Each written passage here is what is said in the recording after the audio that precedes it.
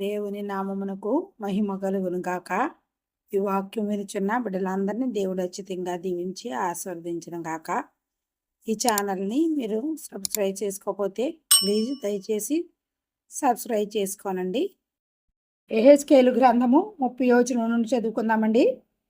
మరియు యెహోవా వాక్కు నాకు ప్రత్యక్షమై ఇలాగ సెలవిచ్చెను, నరపుత్రుడా, సమాచారం ఎత్తి ప్రవచింపుము. ప్రభువు యెహోవా సెలవిచ్చినదేమనగా, ఆహా, శ్రమదినము వచ్చెనే, అంగలార్చుడి, శ్రమదినము వచ్చెనే, యెహోవా దినము వచ్చెనే, అది దుర్దినము, అన్యజనులు శిక్షనందు దినము, ఖడ్గము ఐగుప్తు దేశము మీదను పడును. ఐగుప్తీలలో హతులు కూలగా, కూసు దేశస్థులు వ్యాకుల పడుదురు. శత్రువులు ఐగుప్తీయుల ఆస్తిని పట్టుకుని దేశపు పునాదులను పడగొట్టుదురు. కూసీయులు, పూతీయులు, లూదీయులను, కుబీయులను, నిబంధన దేశపు వారును, మిశ్రిత జనులందరూ ఖడ్గం చేత కూలుదురు. యెహోవా సెలవిచ్చినదేమనగా, ఐగుప్తు ఉద్ధరించువారు కూలుదురు, కాని బలగర్వము అణిగిపోయెను. మిగ్దోలు మొదలుకుని నీ సెవేనే వరకు జనులు ఖడ్గం చేత కూలుదురు. పాడైపోయిన దేశముల మధ్య ఐగుప్తీయులు దిక్కులేని వారిగా నుందురు. నలుదిక్కుల పాడైపోయిన పట్టణముల మధ్య వారి పట్టణములుండును. ఐగుప్తు దేశములో అగ్ని రగులబెట్టి నేను దానికి సహాయకులు లేకుండా చేయగా నేను యెహోవానై ఉన్నానని వారు తెలుసుకుందురు. ఆ దినమందు దూతలు నా ఎదుట నుండి బయలుదేరి ఓడ ఎక్కి నిర్విచారులైన కూసీలను భయపెట్టుదురు. ఐగుప్తునకు విమర్శ కలిగిన దినమున జరిగినట్టు వారికి భయభ్రాంతులు పుట్టును. ఇదిగో, అది వచ్చేయున్నది. ప్రభువైన యెహోవా సెలవిచ్చినదేమనగా, ఐగుప్తీయులు చేయు అల్లరి బబులోను రాజైన నెబుకద్నెజరు చేత నేను మాన్పించెదను. జనులలో భయంకరులకు తన జనులను తోడుకుని ఆ దేశమును లయపరచుటకు అతడు వచ్చును. ఐగుప్తీయులను చంపుటకై వారు తమ ఖడ్గములను వారదీసి హతమైన వారితో దేశమును నింపెదురు. నైలు నదిని ఎండిపోజేసి సేనాదేశమును దుర్జనులకు అమ్మి వేసెదను. పరదేశుల చేత నేను ఆ దేశమును దానిలోనున్న సమస్తమును పాడు చేయించెదను. యెహోవానైన నేను మాట ఇచ్చి ఉన్నాను. యెహోవా ఇలాగు సెలవిచ్చుచున్నాడు, విగ్రహములను నిర్మూలన చేసి నోపులో ఒక బొమ్మ లేకుండా చేసేదను.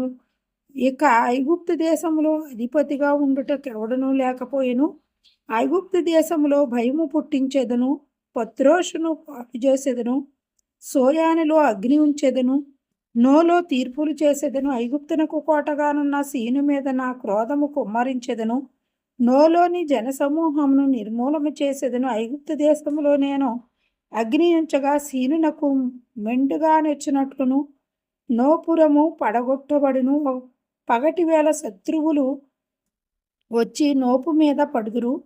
ఓను వారిలోను ఫిబేషెతు వారిలోను యవ్వనులు ఖడ్గము చేత కూలుదురు. ఆ పట్టణస్థులు చెరలోనికి పోవుదురు. ఐగుప్తు పెట్టిన కాండ్లను నేను తహపనేషులో విరుచు దినమున చీకటి కమ్మును. ఐగుప్తీయుల బలగర్వము అణచబడును. మబ్బు ఐగుప్తును కమ్మును. దాని కుమార్తెలు చెరలోనికి పోవుదురు.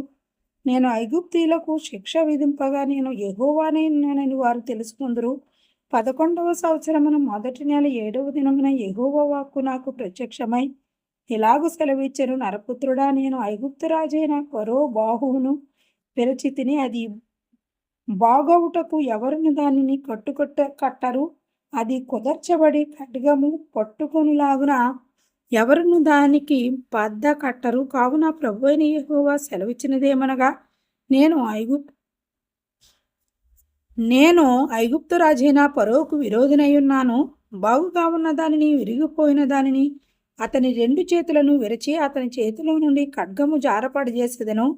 ఐగుప్తీయులను జనములలోనికి చెదరగొట్టుదును. ఆయా దేశములకు వారిని వెళ్ళగొట్టుదును. మరియు బబులోను రాజు యొక్క చేతులను బలపరిచి నా ఖడ్గము అతని చేతికిచ్చెదను. ఫరో యొక్క చేతులను నేను విరిచినందున బబులోను రాజు చూచుచుండగా ఫరో చావు దెబ్బతినిన వాడే మూల్గులుడును. బబులోను రాజు యొక్క చేతులను బలపరిచి ఫరో చేతులను ఎత్తకుండా చేసి ఐగుప్తు దేశం మీద చావుటకై నేను నా ఖడ్గమును బబులోను రాజు చేతికి ఇయ్యగా నేను యెహోవానై ఉన్నానని ఐగుప్తీయులు తెలుసుకుందరు. నేనే యెహోవానై ఉన్నానని వారు తెలుసుకున్నట్లు నేను ఐగుప్తీయులను జనములలోనికి చెదరగొట్టి ఆయా దేశములకు వారిని వెళ్ళగొట్టుదును. 31వ అధ్యాయం చదువుకుందామండి. మరియు 11వ సంవత్సరము 3వ నెల మొదటి దినమున యెహోవా వాక్కు నాకు ప్రత్యక్షమై ఇలాగు సెలవిచ్చెను, నరపుత్రుడా, నీవు ఐగుప్తు రాజైన ఫరోతోనూ అతని సమూహముతోనూ ఇట్లనుము, ఘనుడవైన నీవు ఎవనితో సమానుడవు? అస్సూరీయులు లెబానోను దేవదారు వృక్షమైనట్టుండివి. దాని కొమ్మలు శృంగారములు, దాని గుబురు విశాలము, దాని కొన బహు ఎత్తైనందున మేఘములకు అంటెను. నీళ్లుండుట వలన అది మిక్కిలి గొప్పదాయను, లోతైన నది ఆధారమైనందున అది మిక్కిలి ఎత్తుగా పెరిగెను. అది యుండు చోటున ఆ నది కాలువల పారుచు పొలములోను చెట్లన్నిటికీ ప్రవహించెను. కాబట్టి అది ఎదిగి పొలములోని చెట్లన్నిటికంటే ఎత్తుగలదాయను. దాని శాఖలు బహు విస్తారములాయను. నీరు సమృద్ధిగా ఉన్నందున దాని చిగుళ్ళు పెద్ద కొమ్మలాయను.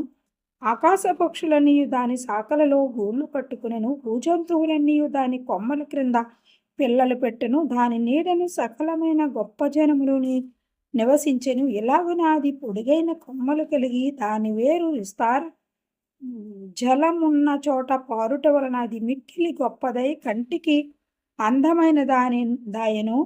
దేవుని వరములోనున్న దేవదారు వృక్షములు దాని మరుగు చేయలేకపోయెను. సరళ వృక్షములు దాని శాఖలంత గొప్పవి కావు. అక్షోట వృక్షములు దాని కొమ్మలంత గొప్పవి కావు. దానికున్న శృంగారము దేవుని వనములోనున్న వృక్షములలో దేనికిని లేదు. విస్తారమైన కొమ్మలతో నేను దానిని శృంగారించినందున దేవుని వనమైన ఏదెనులోనున్న వృక్షములన్నీ దాని సొగచు చూసి దాని యందు అసూయపడెను. కావున ప్రభువైన యెహోవా ఈ మాట సెలవిచ్చుచున్నాడు, నీ ఎత్తును బట్టి నీవు అతిశయపడితివి. తన కొన మేఘముల కంటజేసి తన ఎత్తును బట్టి అతడు గర్వించును. కాబట్టి అతని దుష్టత్వమును బట్టి అతనిని తరిమి చేసి జనములలో బలము గల జనమునకు నేను అతన్ని అప్పగించెదను. ఆ జనము అతనికి తగిన పని చేయును. జనములలో క్రూరములైన పరదేశులు అతనిని నరికి పారవేసిరి. కొండలలోనూ లోయలన్నిటిలోనూ అతని కొమ్మలు పడిను. భూమి అందున్న వాగులలో అతని శాఖలు విరిగి పడిను. భూజనులందరూ అతని నీడను విడిచి అతనిని పడి ఉండనిచ్చిరి. పడిపోయిన అతని మోడు మీద ఆకాశ పక్షులన్నీ దిగి వ్రాలును. అతని కొమ్మల మీద భూజంతువులన్నీ పడును. నీరున్న చోటనున్న వృక్షములన్నిటిలో ఏదియు తన ఎత్తును బట్టి అతిశయపడి తన కొనను మేఘముల కంట చేసి ఏ వృక్షము గాని దాని ఎత్తును బట్టి గర్వింపకుండునట్లు క్రింది లోకమునకు పోవు నరుల యొద్దకు దిగువారితో కూడా మరణము పాలైరి. ప్రభువైన యెహోవా సెలవిచ్చినదేమనగా, అతడు పాతాళంలోనికి పోయిన దినమున నేను అంగలార్పు కలుగజేసి తిని, అగాధ జలములు అతని కప్పజేసి తిని, అనేక జలములను ఆపి అతనిని బట్టి నేను వాటి ప్రవాహములను బంధించి తిని, అతని కొరకు నేను లెబానోను పర్వతమున గాఢాంధకారము కమ్మజేసి తిని, ఫలవృక్షములన్నీ అతని గూర్చి వ్యాకులపడిను. పాతాళములోనికి నేను నేమని దింపగా గోతిలోనికి పోవు వారి వద్దకు అతని పడవేయగా, అతని పాటు ధ్వని చేత జనములను వనకజేసి తిని, నీరు పీల్చు లెబానోను శ్రేష్ఠ వృక్షములన్నీయు ఏదైనా వృక్షములన్నీయు పాతాళములో తమ్మును తాము ఓదార్చుకొనిరి. అన్యజనుల మధ్య అతని నీడను నివసించి అతనికి సహాయకులగు వారు అతనితో కూడా పాతాళమునకు అతడు చేసిన వారి యొద్దకు దిగిరి. కాబట్టి ఘనముగాను గొప్పగానున్న నీవు ఏదైనా వనములోని వృక్షములలో దేనికి సముడవు?